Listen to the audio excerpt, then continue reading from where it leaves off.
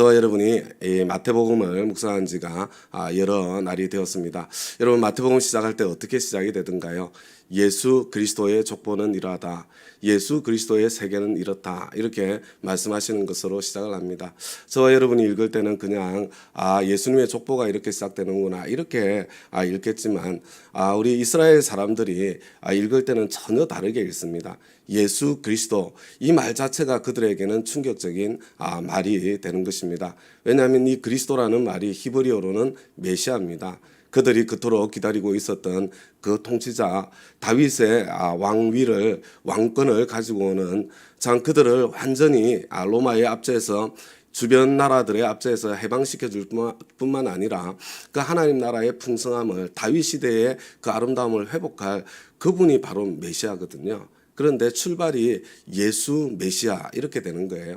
예수 우리의 왕, 하나님 나라의 시작, 그런 뜻이 예수 그리스도라는 단어 속에 그런 뜻이 이미 담겨 있는 겁니다. 그래서 예수 그리스도의 족보는 이렇다. 다윗의 자손으로 오신 그분의 이야기가 참 멋지게 이렇게 펼쳐져야 되는데, 그런데 정작 펼쳐지는 내용을 보면 굉장히 황당하죠. 그렇죠?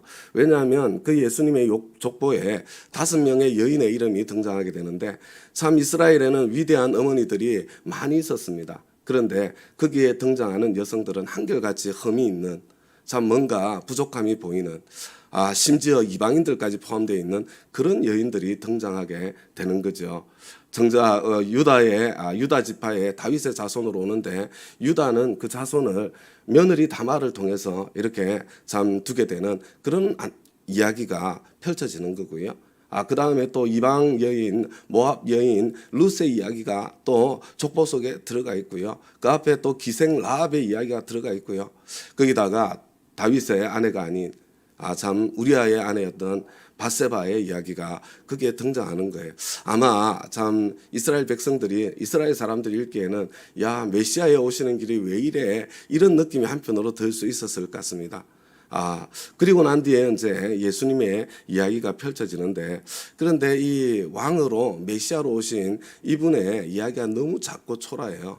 그죠? 그냥 갓난 아이의 모습으로 이 땅에 와서, 그것도 말 구유에 누였다가 참 수많은 생명들을 앗아가는 그런 사건을 통과하고, 그리고 나중에 이제 참 세례 요한에게 세례를 받으면서 드디어 이렇게 메시아로서 등장하게 되는데, 그 사건도 생각해 보면 얼마나 초라하고 보잘것없는 사건인지 몰라요.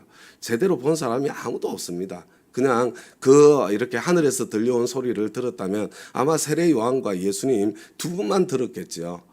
예수님께서 이렇게 메시아로 오셨다는 것, 작고 초라하고 보잘것없이 그렇게 누룩처럼 이 땅에 오신 겁니다. 그리고 난 뒤에 이제 광야에서 시험을 당하시잖아요. 광야에 보는 사람이 누가 있습니까? 예수님 혼자밖에 없는 자리입니다. 그리고 거기에 영적인 치열한 싸움, 그런 것들이 일어났잖아요.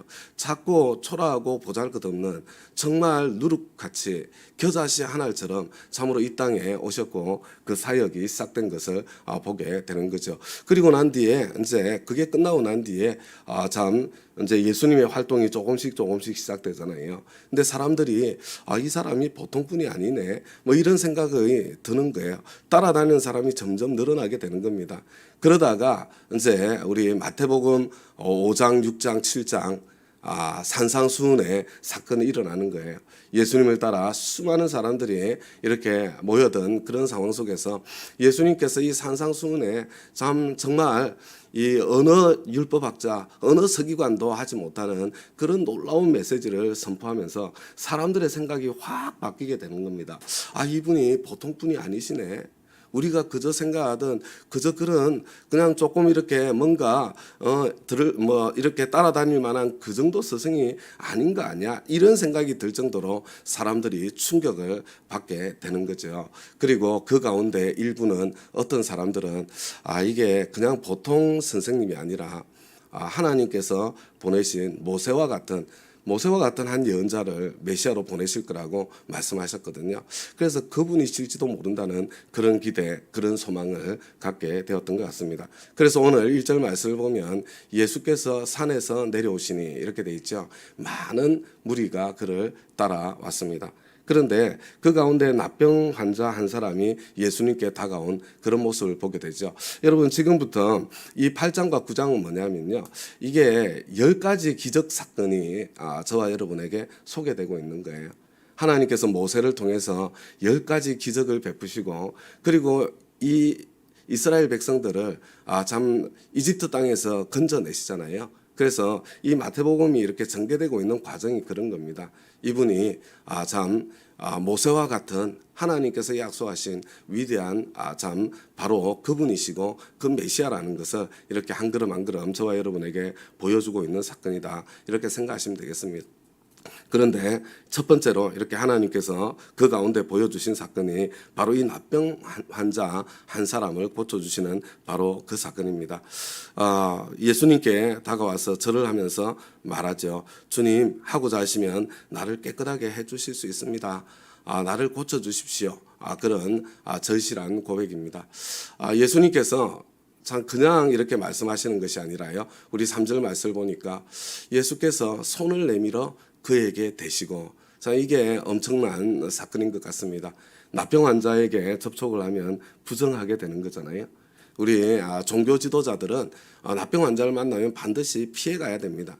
왜냐하면 이 사람 만졌다가는 참 내가 해야 될 종교적인 그 역할을 수행할 수 없는 나도 부정하게 되는 그런 자리에 서게 되기 때문에 종교 지도자가 종교인이 납병 환자에게 스스로 뭐 무심코 닿았다고 하더라도 참 재수 없는 날이네 이렇게 생각할 가능성이 많은데 예수님께서 스스로 그에게 손을 대고 있는 그런 모습을 저와 여러분이 보게 되죠. 그리고 아마도 이 납병을 앓고 있는 사람에게 가장 절실한 고통이 있다면 그게 필요가 있다면 그 접촉에 여러분이 접촉에 필요라는 게 굉장히 큰 필요입니다. 사람마다 사랑의 언어가 다르지만 어떤 사람들에게는 절실하게 필요하거든요. 그래서 참 우리 연세가 드신 우리 어르신들 가운데는요, 이 접촉의 필요를 채워주어야 될 분들이 굉장히 많이 있습니다.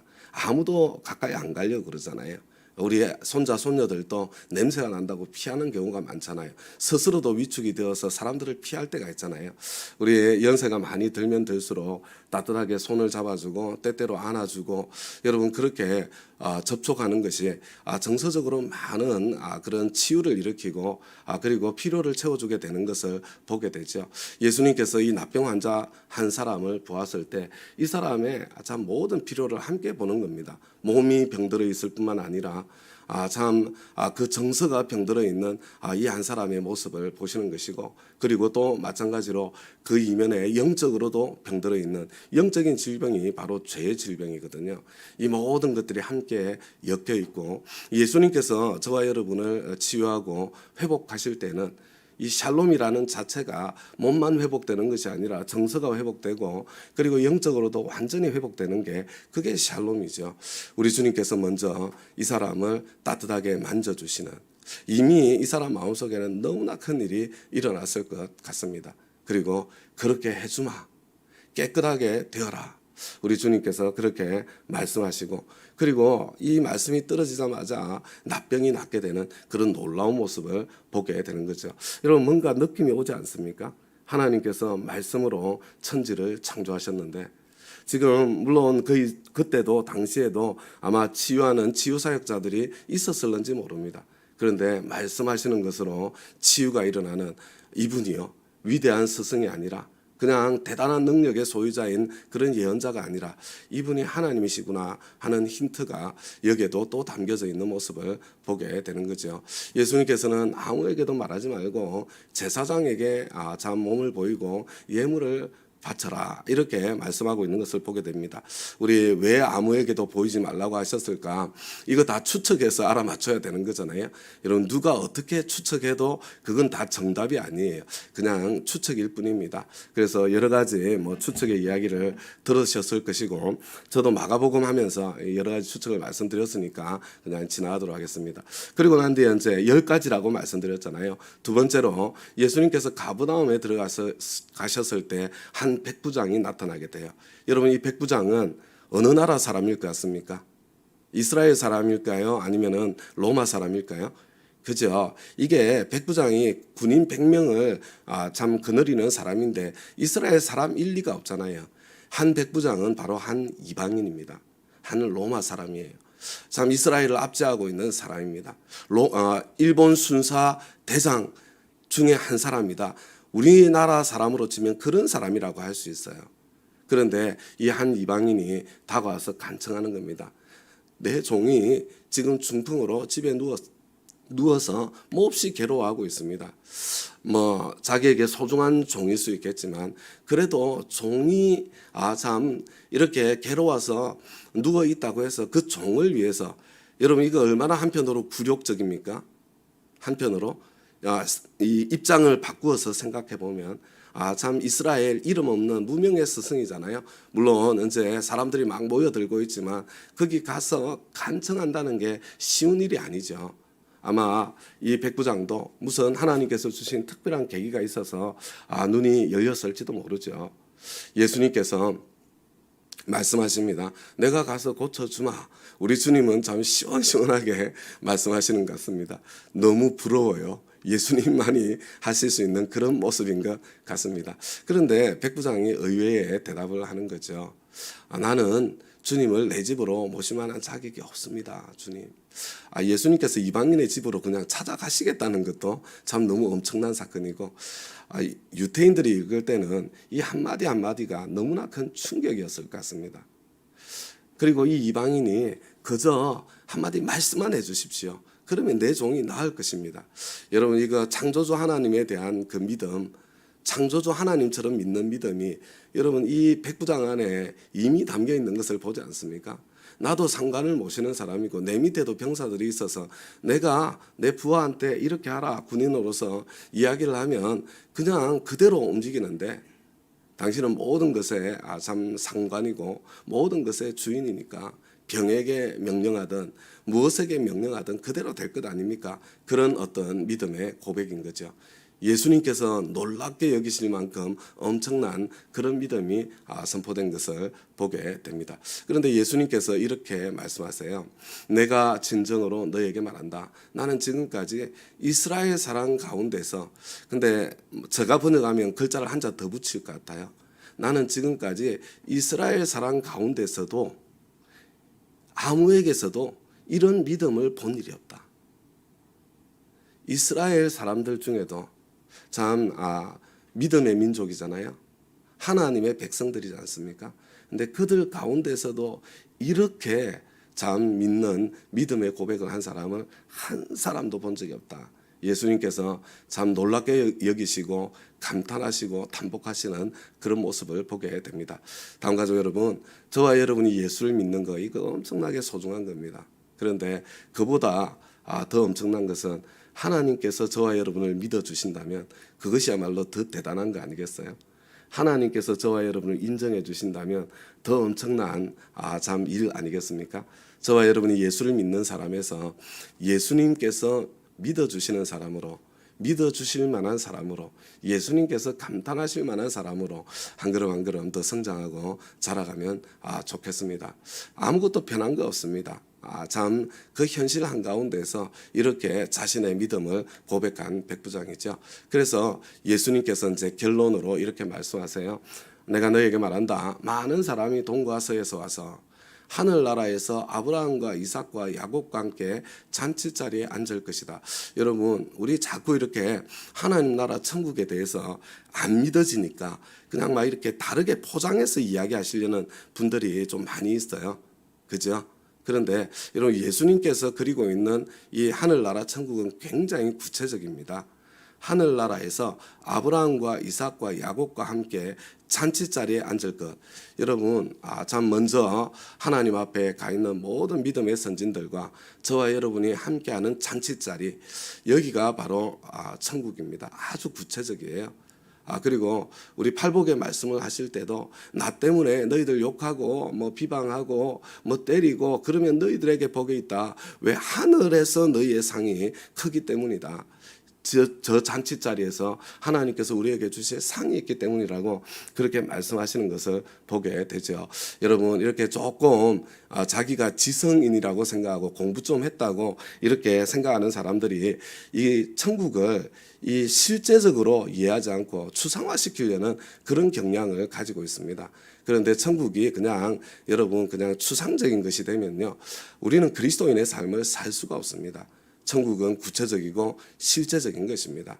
하늘나라에서 아브라함과 이삭과 야곱과 함께 잔치자리를 즐기는 자리, 그 자리가 바로 천국입니다. 근데 많은 사람이 동과 서에서 와서 이게 지금 이스라엘이 아니라 이스라엘의 동, 이스라엘의 서를 이야기하는 겁니다. 여러분 이방인들이 이 천국에 함께하게 될 것을 예수님께서 말씀하시는 거죠. 여러분 마태복음 처음 시작부터 보셔야 돼요. 이 천국은 유대인들을 위한 것이 아니라 유대인들만을 위한 것이 아니라 이 천국은 이방인들까지 위한 것이로구나. 이 천국은 무슨 엄청난 종교적인 대단한 사람들을 위한 것이 아니라 참 죄 많고 허물 많은 그런 나 같은 사람을 위한 것이로구나. 그게 보여졌으면 정말 좋겠습니다. 예수님께서 말씀하세요. 많은 이방인들이 저와 여러분이 이 천국 잔치 자리에 앉게 되겠지만 이 나라의 시민들은 바깥 어두운 데로 쫓겨나서 거기서 울며 이를 갈 것이다. 이 유대인들 중에 이스라엘 백성들 중에 천국 못 갈 사람들이 많이 있다는 거예요. 그리고 이 천국에 가지 못하는 그 삶의 자리, 울며 이를 갈 수밖에 없는 그런 자리가 될 것이라는 것. 여러분 예수님께서 천국과 지옥을 얼마나 생생하게 말씀하시는지 절대로 잊어버리시면 안 됩니다. 예수님께서 이 산상수훈을 말씀하실 때 어떻게 말씀하시던가요? 네 눈이 죄를 지으면 너 눈 뽑아버려라. 그냥 눈 뽑힌 그냥 그런 상태로 핸디캡인 상태로 천당 가는 게 사지 멀쩡하게 두 눈 멀쩡하게 지옥 가는 것보다 낫다.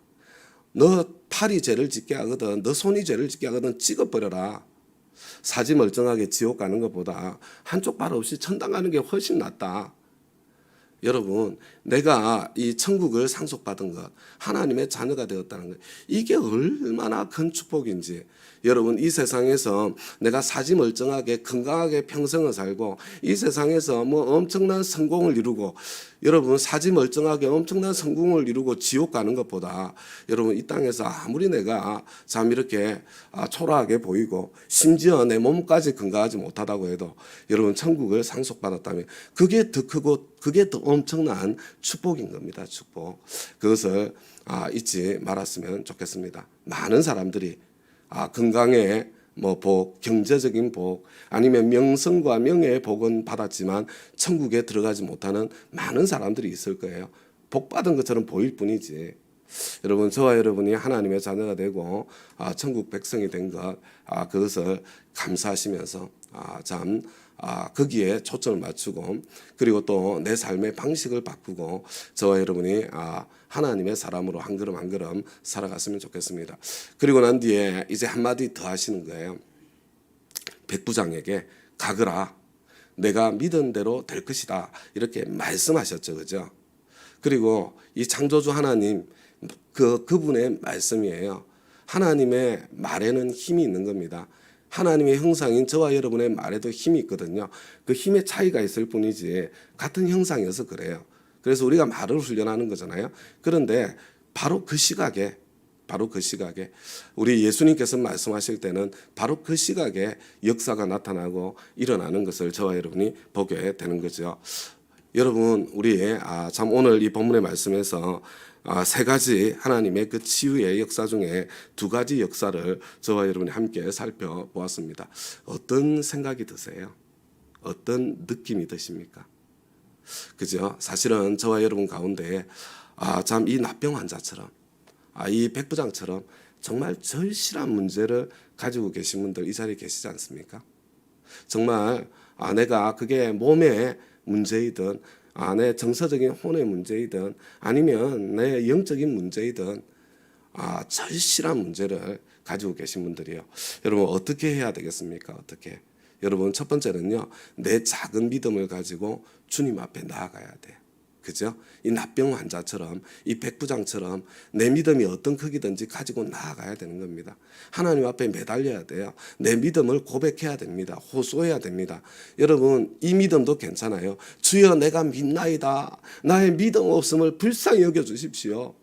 안 믿어지지만 이때까지 안 들어주셨는데 정말로 해주시겠습니까? 잘 믿어지지 않습니다. 주님. 그래도 내가 당신밖에 소망이 없습니다. 내가 믿나이다. 내 믿음 없는 걸 좀 도와주세요. 여러분 그렇게 매달리는 게 중요한 겁니다. 근데 그걸로 끝나면 안 돼요. 여러분 역사는 언제 일어나냐면 하나님의 말씀이 들릴 때 일어나는 거예요. 여러분 성경을 읽는 것과요.